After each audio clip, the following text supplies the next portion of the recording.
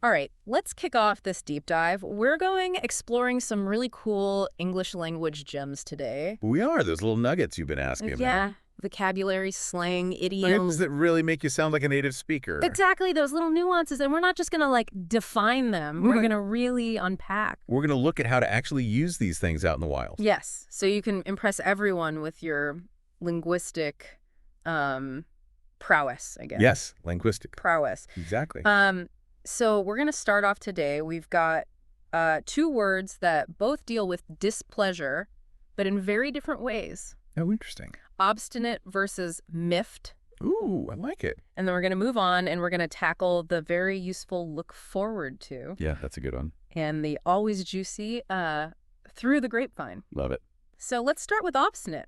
When I think about obstinate, I just think about like that kid at the dinner table Yes. who will only eat apples. That's it. It's apples or bust, nothing else. It's a classic example, right? It's like that unwavering determination.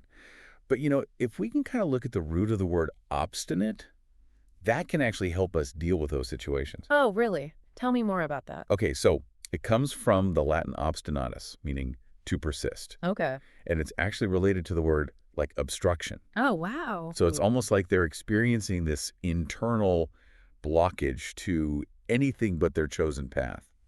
So instead of seeing it as just like difficult, you can kind of reframe it and see it as like a part of their nature. Exactly. And then maybe that can help us kind of adjust our expectations, maybe approach things a little bit differently.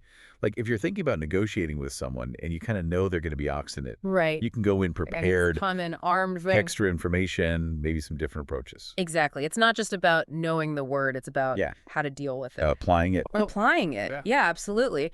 Now, alongside obstinate, you highlighted miffed. Yes. And I gotta say, I just love that word. It's a good one. It's so delightfully British. It does have a certain charm to it. It doesn't it? Yeah. And it really occupies a very specific It does. emotional niche, doesn't it? It really does. It's not full-blown anger. No. It's more like, my friend canceled our plans last minute, Right. and now I'm a little peeved, Exact. but like not gonna write them off forever. It's that passing cloud. It's not the thunderstorm. Right, exactly. So if obstinate is like moving a mountain, miffed is more like And a mild inconvenience. a mild inconvenience. Yeah, exactly. And miffed is great because like you can use it when you want to express displeasure, Yes. but you don't want to sound too dramatic. Exactly. It allows for that nuanced communication. Right, you're like, hey, this wasn't cool, Yeah. but I'm not gonna fly off the handle. Exactly. Exactly. Okay, so miffed, definitely adding that to my vocabulary. Good word. So let's shift gears a little bit Okay. and tackle a phrase that we use all the time. Look forward to. Oh, yes. Seems very simple, Oh, but there's a lot packed into those three little words. there is. It just conjures up that sense of anticipation Right. and excitement for something positive that's coming up. It's like when you know you're going to see your grandparents really soon and you just can't wait for those hugs Ah. and those home-cooked meals. I love it. I love it. And it's interesting, if you break it down grammatically, it's the verb, the adverb, the preposition, Yeah. all working together. I never thought about it like that. Look forward to. Wow, that's really cool. So it's not just that you're happy about something, it's like you're actively orienting yourself towards it. Exactly. That's a great way to think about it. And I know that we wouldn't use look forward to in like a very formal setting, Not really. but there are ways to kind of make it a little more formal, right? You can say things like anticipate Yeah. or eagerly await. Ooh, I like that. Yeah. So it's like having different levels of formality. Yes. Even within like positive Is it anticipation. Yeah. Okay, very cool. So should we dive into some through the grapevine? Let's do it. All right, this idiom, it's all about those whispers and rumors. Yes, it's unofficial channels of information. I'm picturing like old movies where everyone's huddled in corners and like Yeah. whispering secrets and stuff. Exactly. It's got that air of mystery to it, doesn't it? Doesn't it though? And it really makes you realize that like as humans, We love secrets. we're fascinated It's with, unknown. yes, what's being concealed, what we don't know. Absolutely. I actually once heard through the grapevine that this company I really admire Oh, yeah. was about to launch this super top secret product. Really? And I was so excited, I bet. but also a little bit like skeptical. Right. Like, is this for real? Is it legit or is it just, water cooler talk? Exactly. And that's the thing, like with through the grapevine, is that you really have to take it with a grain of salt. You do, because it's not always reliable. No, it's like playing a game of telephone. By Exactly. the time it gets to you, It might have changed. totally distorted. Completely. So the thing that I thought was so fascinating Yeah, is that it actually originated during the American Civil War. it did. Because back then, the telegraph wires... They weren't neatly organized, were they? No, they were strung kind of haphazardly. Like grapevines. Like grapevines. Isn't that so cool? I love it.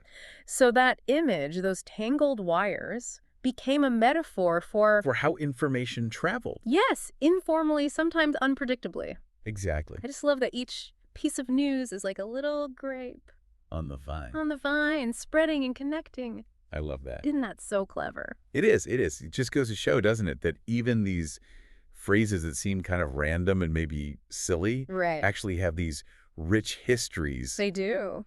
behind them. It's amazing. Sure, So yeah. we've covered obstinate. We have looked forward to. Look forward to. And through the grapevine. What linguistic treasures await us next? Oh, there are more. Get ready for round 2. I'm excited.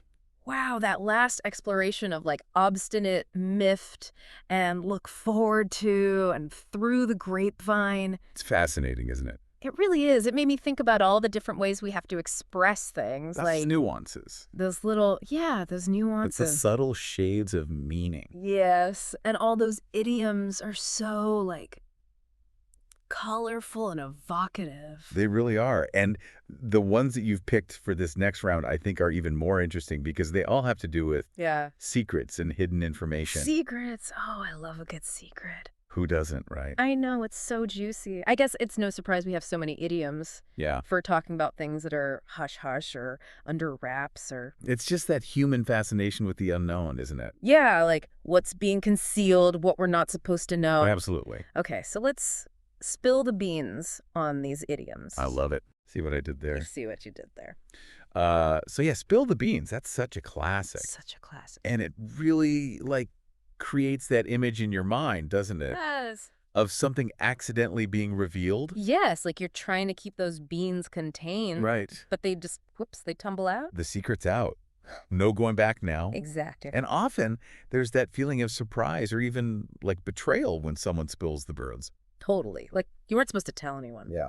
All right. So next to spill the beans, you also have let the cat out of the bag. Let the cat out of the bag. Where does that one come from? Well, imagine you go to the market Okay. and you want to buy a piglet, right? Mhm. So you pay your money, you get your bag, you think you've got this little piglet, you get home Yeah. and you open the bag and it's a cat. Oh. Classic bait and switch. Oh, that's so funny. I can see how that would be associated with like revealing a secret. Exactly. And there's that element of trickery there. Oh, interesting. With let the cat out of the bag. So if spill the beans is more accidental, Yeah. let the cat out of the bag might be more deliberate. It can be. It depends on the context, right? Huh? But there's definitely that potential that someone might intentionally reveal something, Right, to cause chaos or... maybe get a reaction. Yeah, exactly. Okay, and last but not least, we have keep something under wraps. Under wraps. This one feels very intentional. It is. Think about it. When you wrap something up tightly, you're doing it to protect it, to keep it concealed. Right, it's like those top secret government projects or something. Exactly. You know, everything's under wraps until they're ready for the big reveal. Until the big announcement. It's about control. Yeah. Maintaining that secrecy. Yeah, and sometimes it's essential. It is. Like for a surprise party or like a business deal or something. Absolutely. Okay, so we've covered idioms about like spilling secrets. We have. But what about idioms that deal with like challenges or obstacles? Oh, you picked some great ones for this category.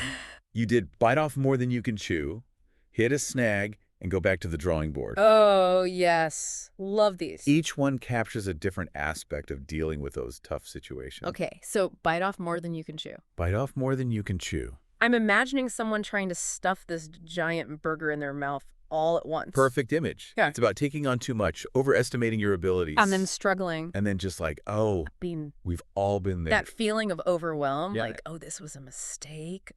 And it often comes from a good place, right? That desire to do well, to impress others. To please people, But it can backfire if you're not careful. if you're not careful. Now, hit a snag. A little bit different.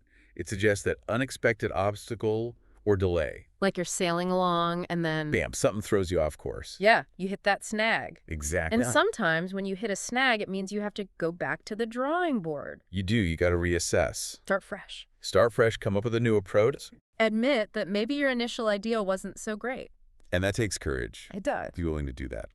So from spilling secrets to hitting snags, we've covered a lot of ground. We have. And it's amazing how these idioms really encapsulate those ups and downs They do. of life, you know? Those moments of surprise and challenge and even a little bit of drama. Absolutely. And we're not done yet because next you've got some inspiring idioms. Ooh, I love. Ones that deal with success and overcoming challenges. All right, we've talked about secrets, we've talked about obstacles, those little bumps in the road. Those hiccups along the way. Exactly. But now I'm ready for like a dose of inspiration. Well- Like, what are some of the idioms we use to talk about success? I like it. Reaching our full potential. You picked some good ones for this category. Oh, good. You've got reach for the stars, go the extra mile, and of course, the sky's the limit. Ah, yes. Love those. They really conjure up that sense of like possibility Sure thing. and pushing beyond those boundaries. Okay, let's start with reach for the stars. Okay. It's just the imagery is so powerful. It is. Like you're stretching as high as you can,